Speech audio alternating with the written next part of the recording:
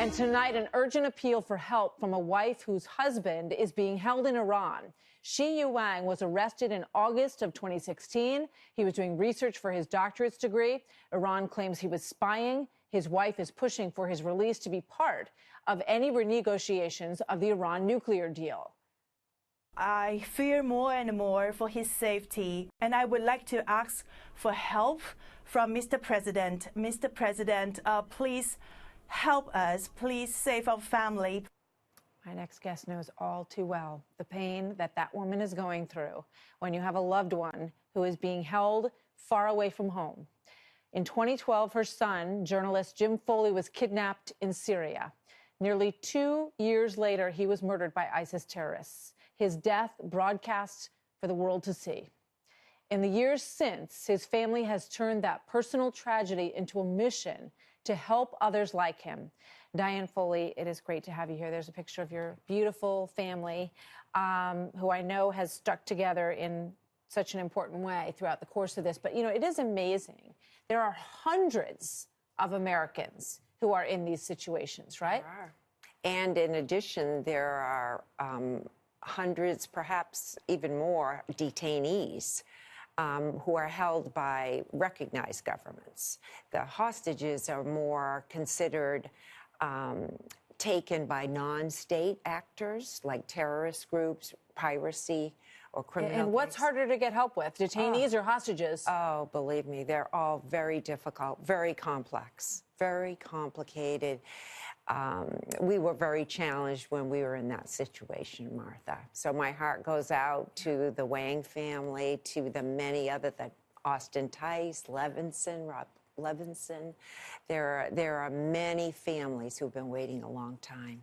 You know, looking back at your words when Jim was being held and you were turning to the government for some kind of help, you said, I think our efforts to get Jim freed were an annoyance to the United States government. It didn't seem to be in U.S. strategic interest at all. Well, that was true. I think part of the problem was there was no one whose job it was to help us. You know, our case was on everybody's list, but it was no one's mission to help. So after 6 Americans were killed in 2014 and 2015, the National Counterterrorism Center was charged with doing a review about how our country handles hostages. So I'm happy to report that now things have improved.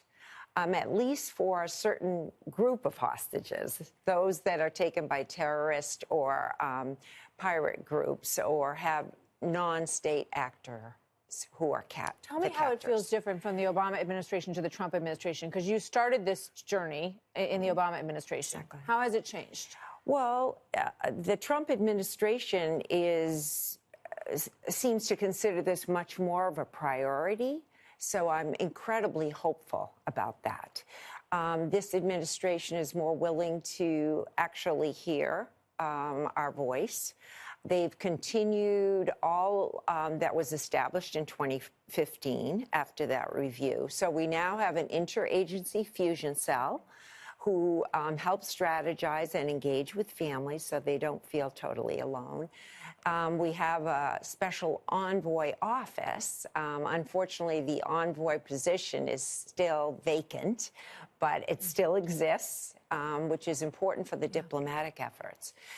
So I applaud the Trump administration. When you heard that Jim was taken, did you think, oh, well, you know, now a SEAL team's going to sweep in and someone's going to get him out of there?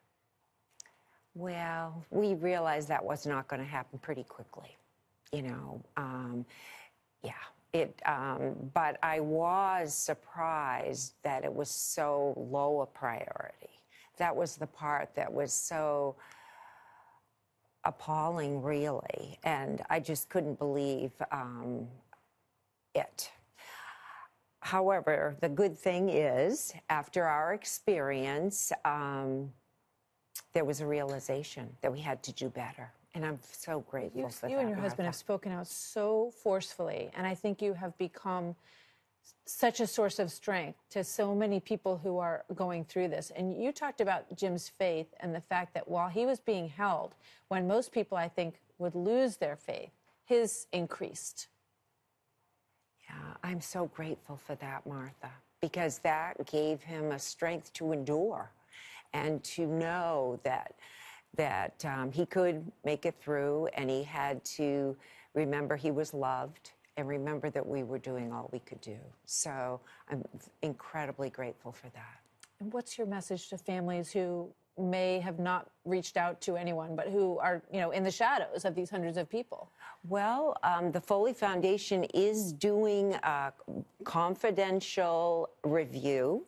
We're inviting any former hostages or detainees or families thereof to contact the Foley Foundation and let us hear their voice. Everything will be kept totally confidential. We just want to see how the Foley Foundation can help more, but also to inform the government of what they're doing right and what other needs there still are, Martha. It's hard to imagine how frustrating and so much anguish you all endured and people are enduring out there who are going through these. And I give you so much credit for being such a strong beacon. It's a silent crisis, Martha, so thank you for hearing it. Thank you, Diane. Thank you so much. All the best to your Appreciate it. family. Thank you for your time.